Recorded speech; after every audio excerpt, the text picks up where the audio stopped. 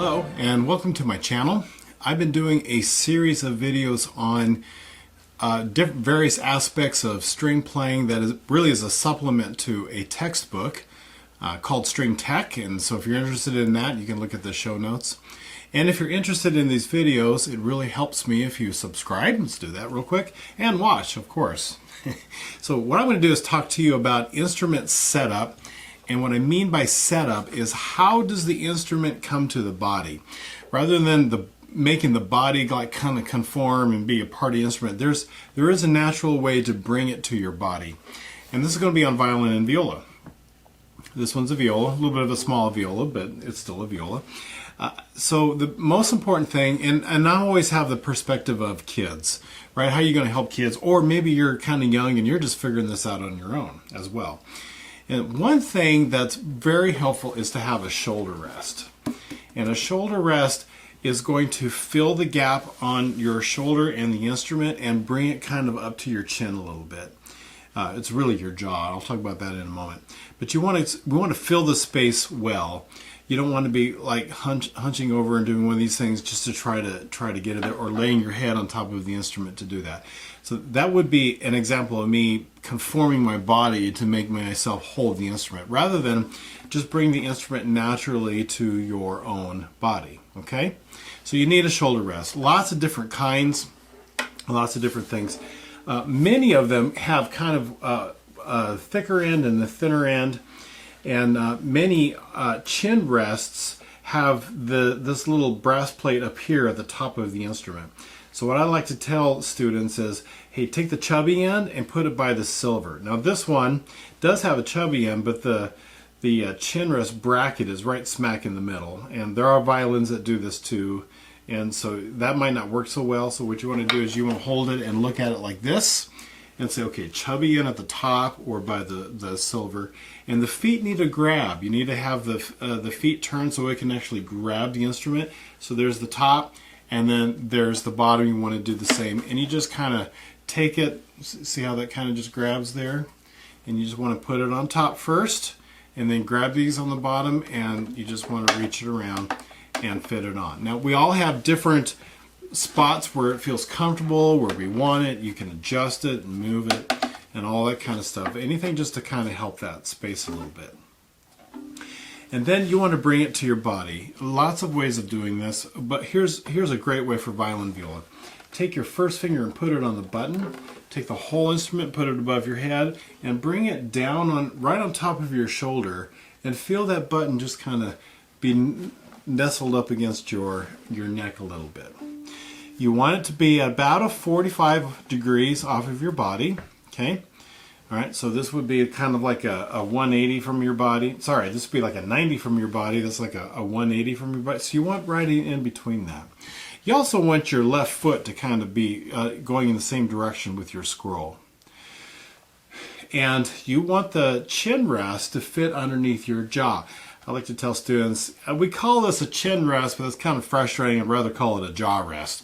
And look how it has a little bit of a bump right here. Feel your jaw, and feel right here where that bone is. I like to tell students, God gave that to you so you can play the viola. So you can hold the instrument up on your shoulder. And then, once all of that is kind of there and it feels pretty good, you can just be able to let go of it. And hey, look, Ma, no hands. Yay, jazz hands, jazz hands. And just kind of off of your body.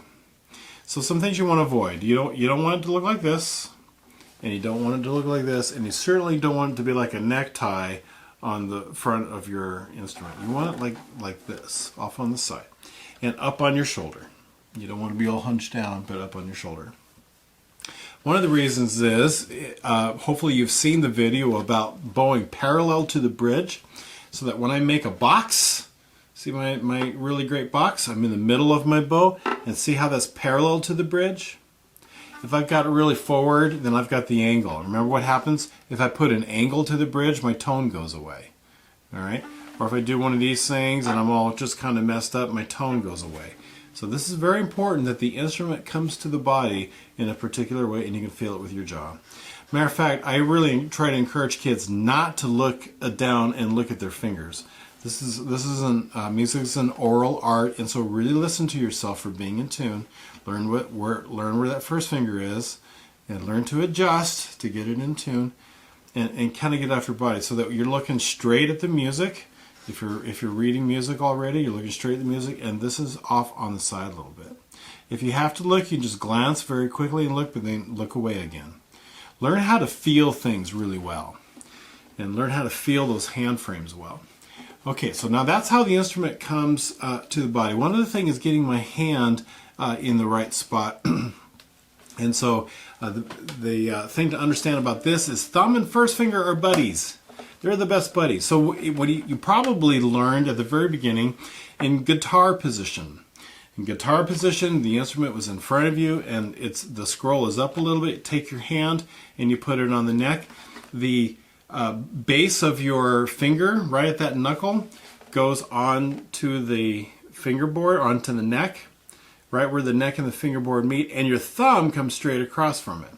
And if you're doing this right, you've got some space in there where your thumb. In other words, I don't have it all the way up like this, but I've got a little bit of space in there. All right. And so when I put it on my shoulder and I'm in playing position, guitar position, playing position, I do the same thing. The base of my finger goes right on the fingerboard where the neck and the fingerboard meet, and my thumb goes straight across from that. Okay, then my first finger does a hook, so it really kind of hooks on the instrument and on its fingertips, and all of my other fingers are on their fingertips, and they look like this. We don't really want to play with this because it won't allow your fingers to be in tune, especially your third and your fourth finger. We don't carry pizzas around here. We don't walk around carrying pizzas all over the place. All right, you need to keep it nice and straight.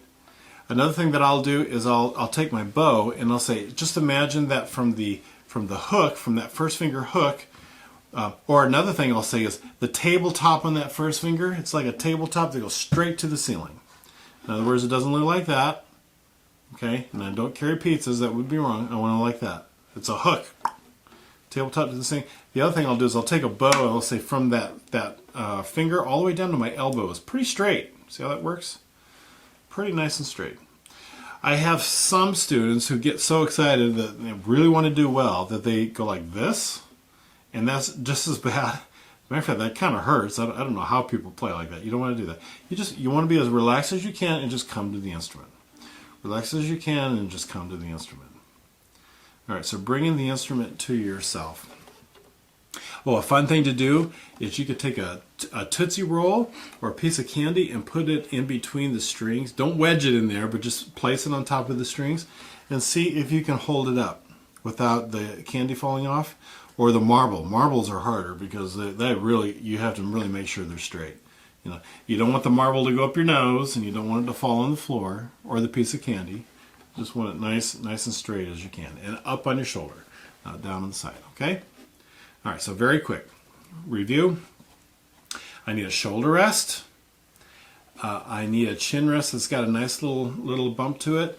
Feel the button, put that bring it above your head, put it, nestle it into your neck, feel your jawbone, that goes around the hook, be able to say, look, Ma, no hands, and then do jazz hands, okay? I hope that helps, and I will see you at the next video.